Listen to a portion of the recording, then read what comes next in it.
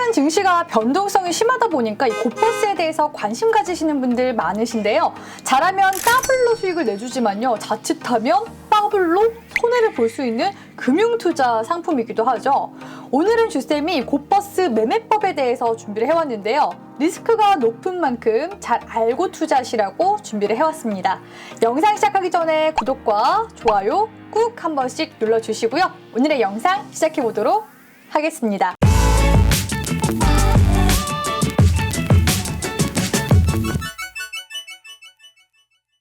이 고버스에 대해서 이해를 하시려면 먼저 인덱스 펀드에 대해서 아셔야 하는데요.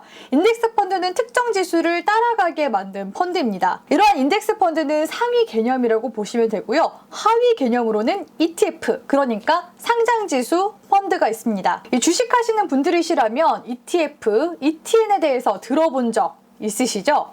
이 ETF는 자산운용사에서 인덱스 펀드를 주식처럼 사고 팔 수 있게 만든 상품이라고 보시면 됩니다. 그래서 이 ETF도 주식처럼 거래소에서 실시간으로 장중에 사고 팔 수가 있죠.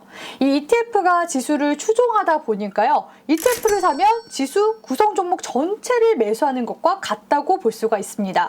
자, 여기까지 너무 어렵다 하시면요. 그냥 잊어버리셔도 됩니다. 본론으로 넘어가서 인버스가 뭔지에 대해서 설명 도와드리도록 할게요. 이 인버스는 주가 지수가 1% 오르면 반대로 1%가 하락하는, 한마디로 주가와 반대로 움직이는 상품이라고 보시면 됩니다.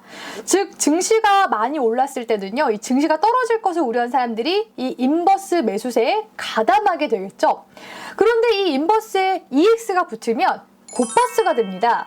이 투자자들 사이에서는 우스갯소리로 이 고버스에 투자하는 행위를 버스에 탑승한다라고 부르기도 하고요. 고버스로 돈을 벌 때는 이 버스 승차감이 좋다라는 등의 말을 하기도 하더라고요. 이 대표적인 고버스로는 코드명 252670 코덱스 200 선물 인버스 EX가 있는데요. 이 참고로 코덱스는 삼성자산운용에서 운용하는 펀드고요. 타이거는 미래에셋 자산운용에서 운용하기 때문에 이 거래가 많이 이루어지는 곳에서 매매를 하시는 게 사고 팔기가 아무래도 수월합니다. 이 고버스 설명을 보시면요. 이 기초 지수인 코스피 200 지수가 하루 동안 1% 하락하면 고버스는 2% 상승한다고 합니다.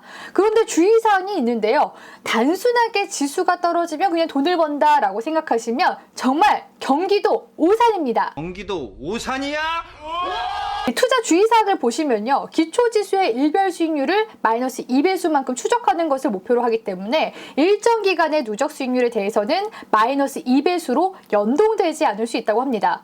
표를 보시면요. 5일간 지수가 떨어져 누적 수익률이 마이너스 5%를 기록했다라고 하면요. 고버스는 10%의 수익이 되어야 하는데 6.35%의 수익을 얻게 됩니다. 일별 수익률은 동일하지만요. 이처럼 누적 수익률은 다를 수 있다는 거죠. 또 변동성이 높은 경우에는 이 기초지수 누적 수익률의 마이너스 2배수보다 낮을 수가 있으니까요. 내가 원하는 결과와 괴리가 발생할 수도 있습니다.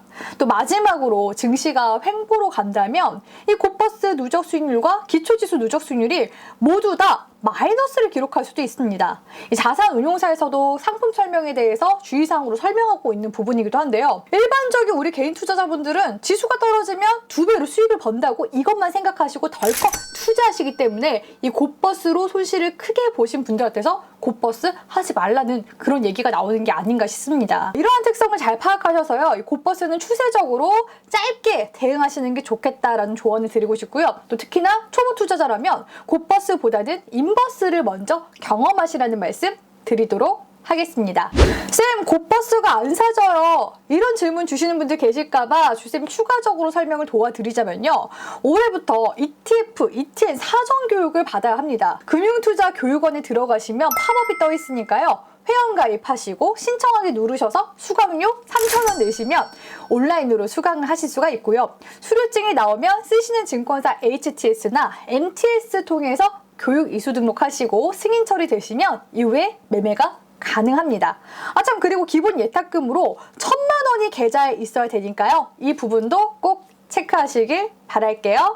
자, 오늘은 이 곧버스 매매법에 대해서 알아봤는데요. 우리 시청자분들이 단순하게 알고 있던 부분들과 달라서 좀 헷갈리실 수 있을 것 같습니다. 진짜 이해가 너무 안 돼요 하시는 분들은요, 경험 삼아서 1주 정도 곧버스 사서 가지고 계시면서 지수와 연동되는 흐름을 관찰해 보시면 훨씬 더 이해가 잘 되실 겁니다.